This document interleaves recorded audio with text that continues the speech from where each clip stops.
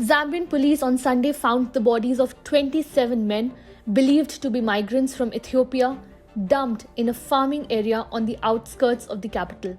The men are suspected to have died from hunger and exhaustion, according to the authorities.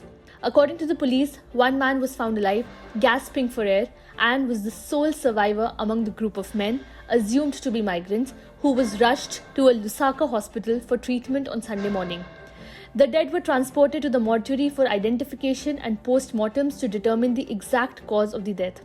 According to the preliminary police investigation, the victims were all males, aged between 20 and 38, and had been dumped along a road by unknown people.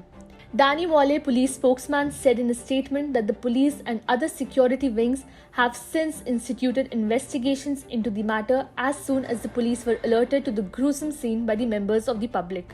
Our preliminary investigation indicates that a total number of 28 persons, all males aged between 20 and 38, were dumped in Meanwood, Nkosi along Chiminuka Road in an area by unknown people, the police said in a statement. Ethiopian migrants often use Zambia when traveling to countries such as South Africa, though reports of deaths in transit there are rare. In neighbouring Malawi, the authorities discovered 25 bodies of Ethiopian migrants in a mass grave in October. The police there said that they had evidence to link the stepson of Malawi's ex-president, Peter Mutharika, to the grim discovery. In 2017, a group of 150 Ethiopian migrants who received presidential pardons in December 2016 after being detained in Zambia for between 1 and 5 years were repatriated to Ethiopia under an IOM-assisted voluntary return and reintegration program. The migrants, aged between 15 and 38, were serving various immigration-related sentences in prisons across Zambia.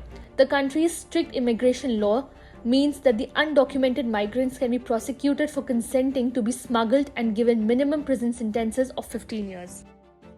Subscribe to One India channel and never miss an update.